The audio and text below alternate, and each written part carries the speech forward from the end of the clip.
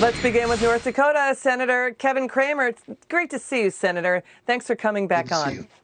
Thank you. Senator, but the House Democrats still are not back from recess. I think they're coming back on Friday, and they're going to push for more than a new $1 trillion rescue plan. How come they're not back in today? Well, Liz, I suspect the reason they're not back now is because they haven't gotten their orders from the speaker yet. Whatever big package they're coming up with, there's no there's her. And it appears to me that this is going to be a top-down driven process, and it's going to be loaded with all kinds of goodies. It looks to me like a taxpayer-funded bribe in the making, but I think it's more about optics. I think it's more about messaging. Frankly, they're going to try to put enough stuff in there that there's something in it for everybody, every governor, mayor, every person, in hopes that they can have the vote, because I don't frankly see it as a serious effort at actually growing our economy and stimulating it the way that we need to. It's a big fight now. The White House and Republicans say also that the Democrats want federal taxpayers to bail out badly managed states and cities. We're hearing the price tag for that could be $680 billion. Listen, small businesses, as you know, they're getting annihilated right now. The Democrats are talking about rolling back also the 2017 GOP tax law, the $10,000 cap on state and local tax deductions, a federal bailout of failing government union pension plans. Why do you say what the Democrats are talking about won't be enough? Well, first of all, the economy right now, you're never going to stimulate it enough with either tax cuts or tax increases or printing more money and spending it until people can go back to work. The economy is not driven by how much money the government puts into it. The economy is driven by the jobs that you create, that the private sector creates, and the wealth that they create by having willing buyers and willing sellers. We need to get the country back to work. There's plenty of liquidity right now. My goodness, we've already appropriated some $3 trillion of federal dollars, most of it going to states and local communities, as well as to workers and their employers. But let's see how that works out first, and not to mention all these credit facilities that the Federal Reserve has come up with and is coming up with. Right. So I think we need to get the economy going again, or open again, before we see how much more stimulus it needs. Yeah, 47 states are now moving to open this week. White House advisor Larry Kudlow, he said about President Obama now attacking the Trump administration, saying the COVID response is, quote, chaotic. He said that President Obama said that about the administration. Kudlow saying, this is just darn political. What is President Obama talking about? We stopped counting after 91 federal agencies on the move, including the NIH, HHS, military doctors, nurses, scientists. Is he talking about Dr. Fauci, Dr. Birx? Who's Obama talking about in being chaotic? He didn't specifically say it's President Trump. He said the administration. Right. Yeah, I don't know. I suppose what he's trying to do is just cast some doubt about the administration, given the fact that this is an election year where the sitting president is up for re-election. And let's face it, we've never been through anything like this before. And I have to say, I think the president's done a marvelous job, and the administration. The thing that's so unique, really more unique than it ought to be about President Trump, is he understands and appreciates and respects cooperative federalism. And so he provides guidelines, and those guidelines he gets from his task force. His task force is not just one or two people or a couple of folks at the high up in his administration. It's everybody. It's the doctors. It's the CDC. It's the Treasury Department and the Commerce Department, the Agriculture Department, the Energy Department. He puts it all into the blender, and then he comes up with the balance. I think they've operated very well as an administration, and doing something that's never been done before at a very fast pace. And granted, and you don't hear California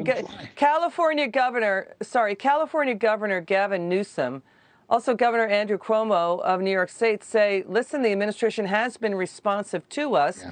So is the Republican governor of Maryland saying the same thing, Senator. They're not saying, they're not saying what Obama's saying. So, by the way, many Obama officials are still in the administration working at these various agencies. Again, we counted more than 9 dozen.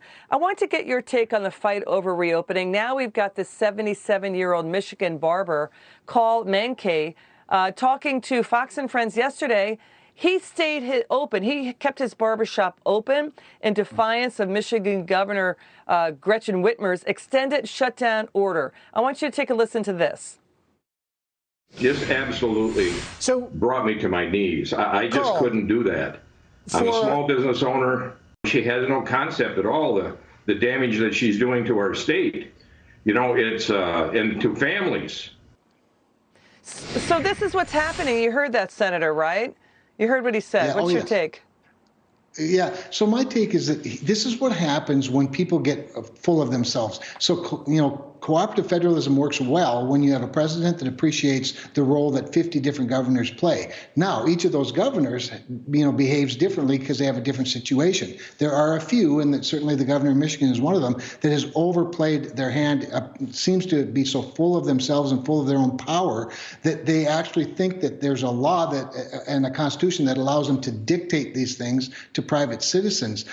I just think it's playing out right in front of us, the difference between a liberal totalitarianism, sort of bottom down or top down philosophy versus a grassroots philosophy that again represents and better understands not just that we're a democracy, not that we're just 50 different states that are autonomous, but also that we're a self-governed nation. The exceptionalism of America, Liz, is that we're not that we're democracy, but that we're self-governed. And the people themselves are going to make the decision as to whether they go to the barber shop or not. And the barber ought to be able to make the decision himself whether he's going to be open or not. So I think this Senator, like many other, are great examples of America.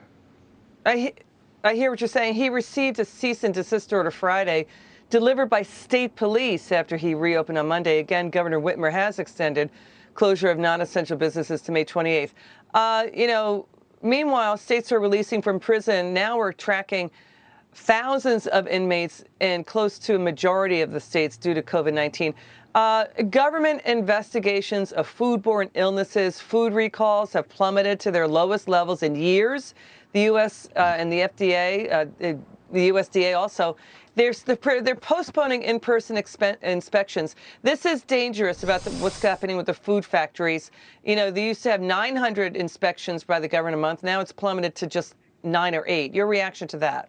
So it's interesting, Liz, and I was having trouble hearing some of the specifics of what you were saying. But with regard to the food supply chain, the United States of America has always had a very safe, reliable, low-cost food source in this country, and that's because we protect the entire supply chain. However, back to my previous point about you know, this federalism and states' rights, I think it does demonstrate a vulnerability. This COVID-19, it's actually illustrated lots of vulnerabilities in various supply chains, including, you know, pharmaceuticals, food, energy, oil and gas. But I do think this is an area where we should have a long look back after all of this and to talk about the appropriateness of consolidation of things like food supply, like meat supply, for example, and maybe empower states more and use interstate commerce the way it was designed, you know, initially thought of, and that is having state-inspected facilities that are closer to the situations, and then allowing more, you know, interstate commerce with food that's protected at the state levels at a very high standard. You know, I just think a lot of this comes down to philosophy. Okay. All right, Senator Cramer, thanks for joining us. Really appreciate it. Thanks for coming in.